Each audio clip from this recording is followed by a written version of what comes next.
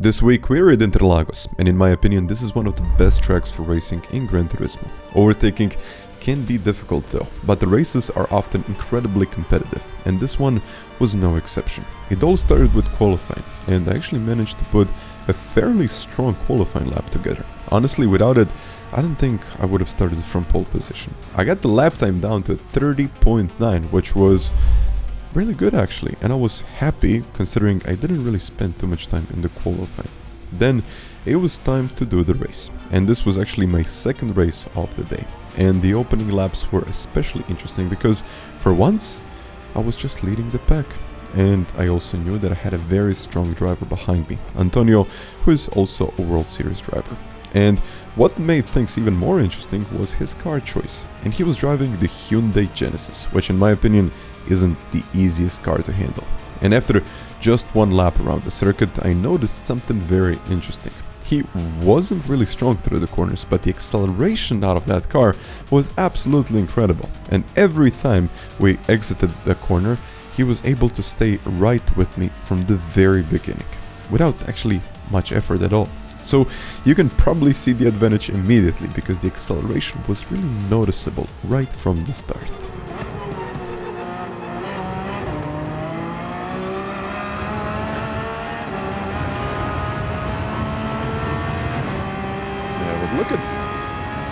Look at him as we get onto the straight. Bam.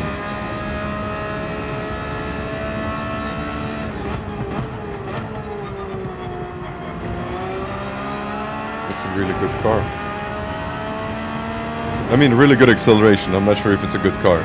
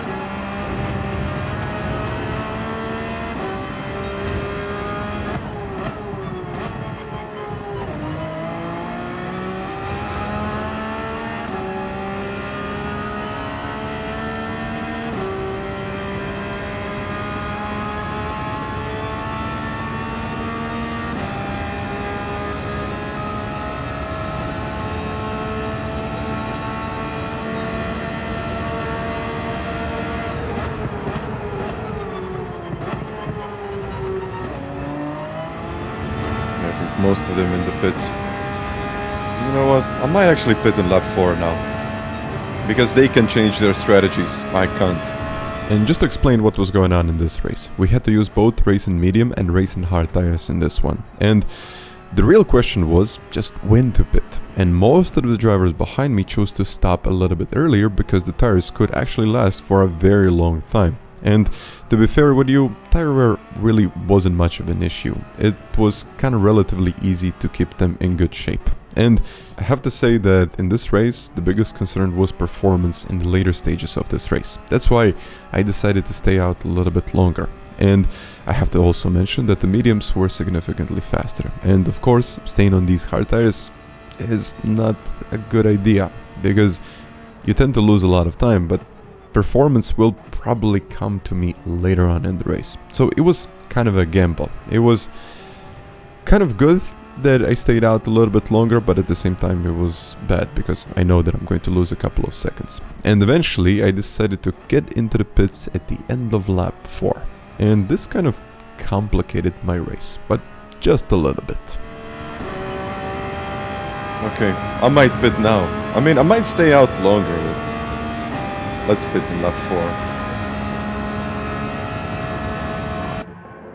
I don't know, it might be optimal. Maybe they know more about it than I do. And after making my stop, it was time to get back onto the track. And I knew that I was going to lose a bit of time during the pit cycle. And of course, I lost a bit of time because I stayed on my hard tires for a little bit longer. And I was just looking at the map and I could see the driver behind me. I think he's done actually a really good job with this strategy, and he managed to overtake me as I exited the pits. And to be fair with you, I wasn't especially surprised with that. I mean, he spent a little bit longer on the medium tires, and because of that, his tires were already up to temperature. And he came into the pits just in lap 1, and that made a huge difference to it. So, that being said, I also knew that just because he had an advantage now doesn't mean that he will have an advantage later on, because the race was still far from over and the tire performance changes throughout the stint. And my goal was simply to stay close and just to keep the pressure on. But at the same time, I didn't want to push it all the way to the limit. And I mean, there was still plenty of racing to do. I think I can get close, but it's not also good to push the tires really early. You might want to do that later, but not this early. And also the slipstream helps a lot, so it's really not worth it.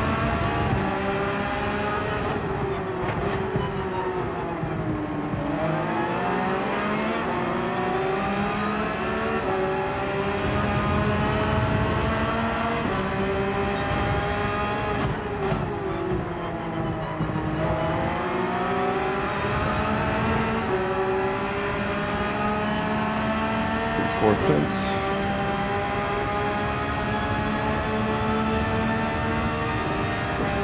Okay, he is getting closer.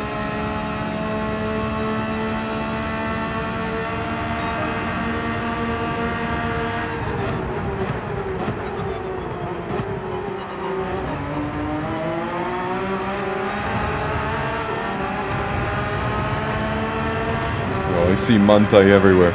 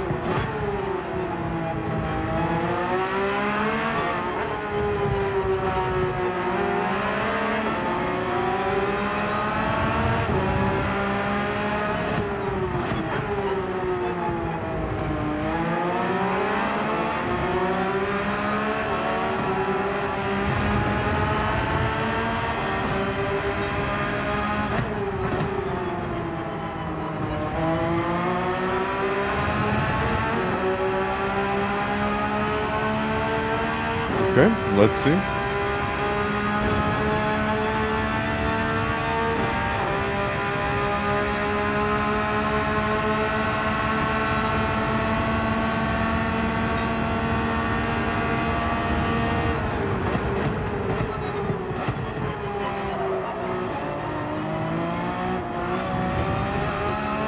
Got it. He didn't defend. He really didn't. And the reason I think he didn't defend too aggressively was because his tires were in much worse condition than ours. And at this point, there really wasn't much to gain from fighting too hard. He probably could have defended for a lap or two, but I don't think he could have lasted for the entire race. He just wouldn't. The tires were not in the best shape. And more importantly, I think it would just cost him a lot of time. And I think he understood that. So in the end, I think it was probably the better decision just to drive his own race and let us through. And really focus on preserving those tires and really trying to avoid unnecessary battles and eventually losing time. So by this stage, we were already in lap 8. And I was expecting Antonio to start making some moves, I would say, fairly soon. But he was just sitting behind me, and I thought the attack would start fairly early on because he had better acceleration and just more speed down the straight, and I wanted to defend a little bit, but I'm not sure if that was the right decision.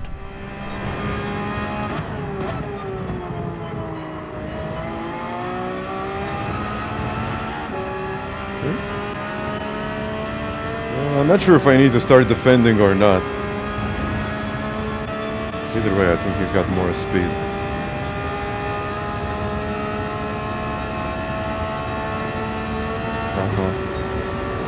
Looking at 6th.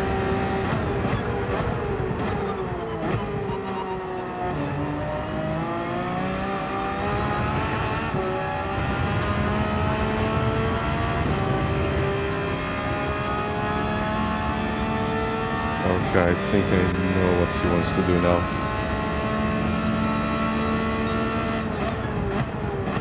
He definitely wants to get away from the rest of the field. I won't be defensive now. And I think this is where the race really started to change for us. If we started battling right now, we probably would have lost a lot of time and the drivers behind would have caught us up. And that was not in our interest. Because if we started battling right now, we would potentially be fighting for the top 4. Now, if we just push each other a little bit, then we could be fighting for P1 and P2. So I guess that was also a conscious decision that he made. And overall, he did help me, and I think this was a much better strategy for us. And as the laps went on, the lap times just kept getting better and better, and through the middle sector especially, I found a really good rhythm and started driving with much more consistency. And for the next few laps, we continued with that approach, and it actually worked exactly as intended. The gap began gradually increasing, and we managed to break away from the rest of the pack. And by the end of the lap, things started heating up a little bit. The race has been relatively calm up to this point, but it was becoming clear that the battle at the front was about to get more interesting.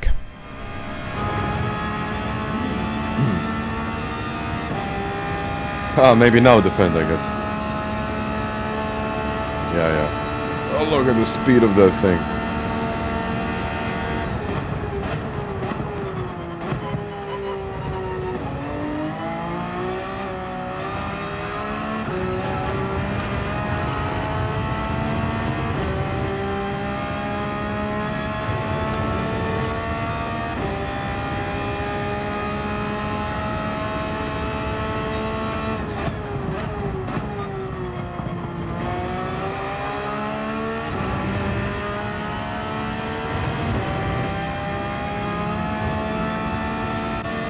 They won't catch us. I'll have to defend.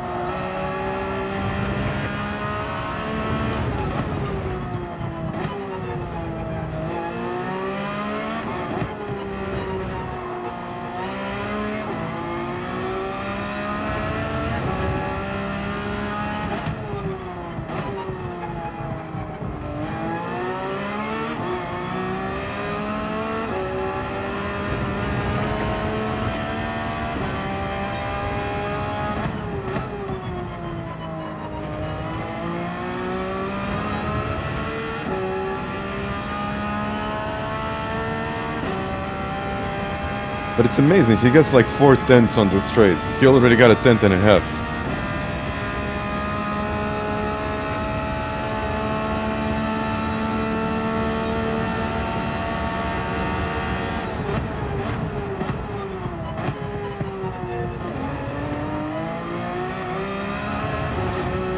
Yeah, just the acceleration is insane.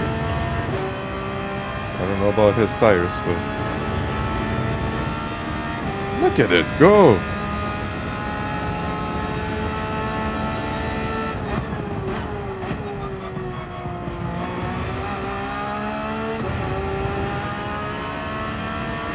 I mean, I never thought I would be fighting Hyundais around here.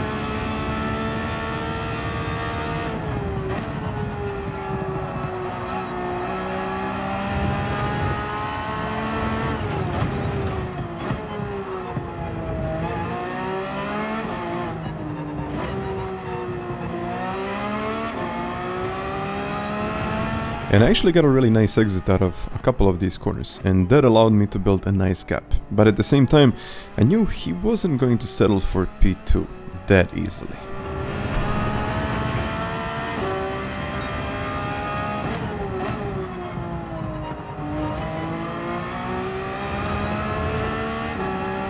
Yeah, cornering isn't amazing, but his top speed is. And acceleration. Look at it.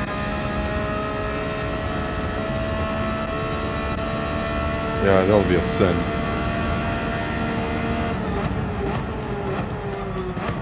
Oh, okay. Yeah, I thought that was not going to work.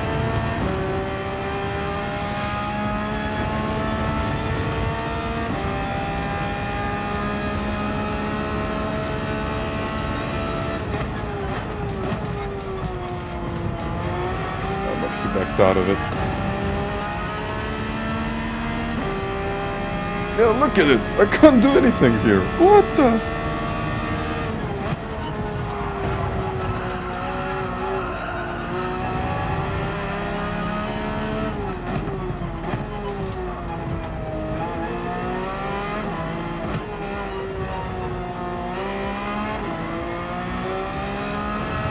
Okay, his cornering isn't amazing, but acceleration is, like, insane.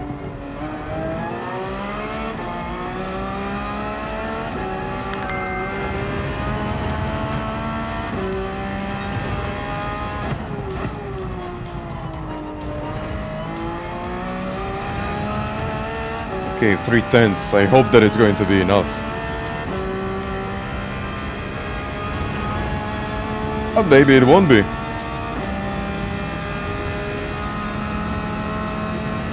Oh, I still have a feeling like it will be enough.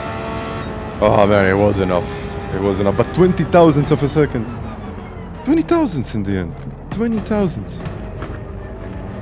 Oh.